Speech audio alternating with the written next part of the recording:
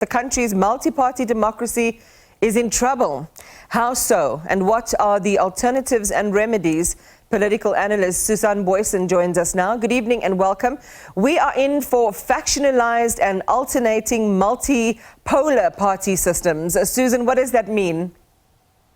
Yes, indeed. Good evening, Iman. In this analysis that we're talking about, I look at the antics and the close to mayhem that we see in many other councils where we have coalition governments following local government 2021. And then I see that and interpret that in the context of a changing system of multi-party democracy, of a type of multi-party democracy that we had, which was really one-party dominance by the ANC and tacit acceptance of that by other political parties, but we nevertheless functioned as a multi-party democracy. Now the ANC is ceding power and is desperately trying to retain and regain power where appropriate. And the major opposition party, quite a bit smaller than the ANC, but major, the Democratic Alliance, is trying to consolidate that power. And both these main parties do everything in their power to lure, to persuade a big band of micro-parties functional in many of South Africa's coalition governments and coalition councils at local level. And these small parties are easily swayed, and they make very clear what they want. They want disproportionately important treatment as such players. They estimate their own value in terms of the top-up power that they grant to the bigger parties.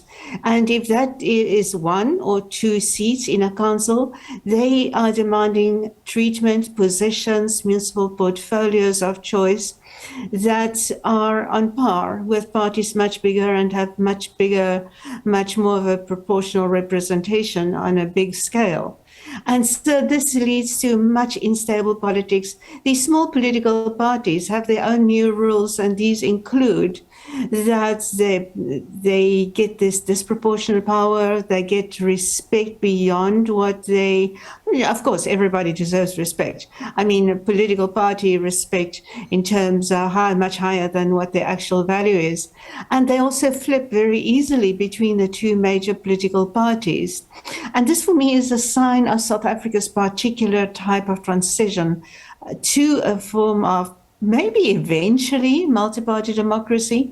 But in the meantime, while no opposition party is really rising to take sufficient power from the ANC to have its own majority in own right, then they really depend on these bands of micro parties, and that is very small. They're very small, very unstable, and I do not see an easy, quick escape from that position. That's this multipolar alternative. Well, what you covered there in your response, Susan, was around the invention of local level rules. And we can see that, where you have these pre-arranged, agreements or contracts reneged on at the last minute, depending on what's politically expedient.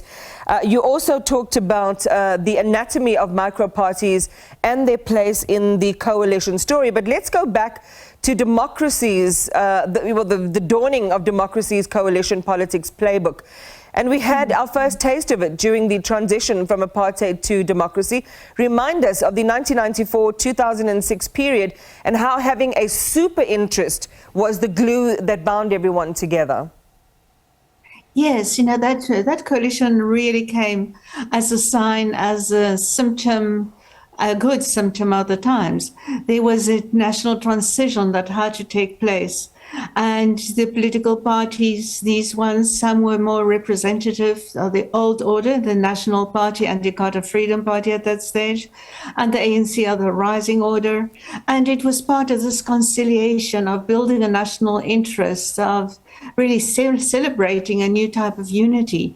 It became a symbol of that, and it was very successful in facilitating that transition.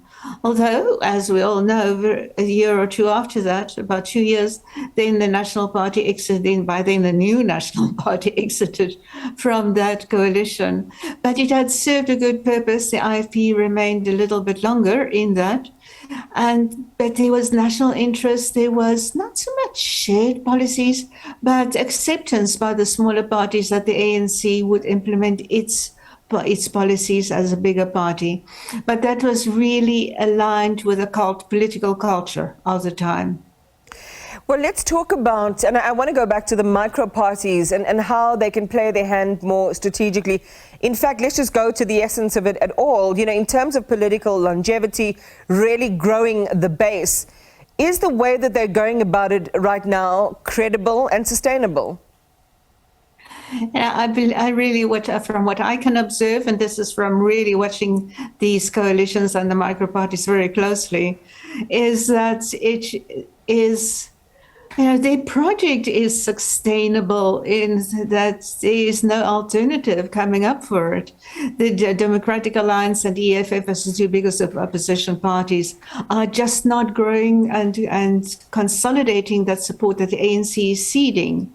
And instead it splinters away because voters, the electorate of South Africa do not see the major opposition parties as major alternatives to the ANC. And rather many of them choose still to participate, many don't, but many choose to participate and rather just place their votes somewhere so that they can register their party political participation in elections. And that as a project that has got staying power, but it does not mean that there is going to be any more stability. And this game that we see unfolding at local level could very well, in due course, should the ANC go below 50% in, for example, 2024 elections, it could very much be manifested at that level as well. So I think we're going to see much more of it, an ongoing way. But it is not it's part of a healthy, functioning multi-party democracy. We've seen leaders, opposition leaders like Helen Zille talk about the need for those contracts. But if you look to the city of Johannesburg as, an example of where those contracts don't seem to really hold, are you convinced that having these pre-agreements, can be honored and bring about the initial objectives of why coalitions are sought after and forged in the first place? No, Iman, these coalition agreements, when they're formal, in certain conditions they really work, and one must really recommend that they actually be adopted, because if and where and when the political parties choose to abide by those, and some core parties do, but when they do, it can be very effective and a big stabilizing measure. But we have to see coalitions in the current South African political culture are this transition between multi-party or multi-party orders and political parties making their own rules. And one of the rules, as we have seen, unfortunately, in the last year, is that these coalition agreements, given our political culture and the behavior of political parties, are often not worth the paper they are written on. They are there to break, to tear apart, to just ignore at any opportunity that the political parties see to gain better interest for themselves.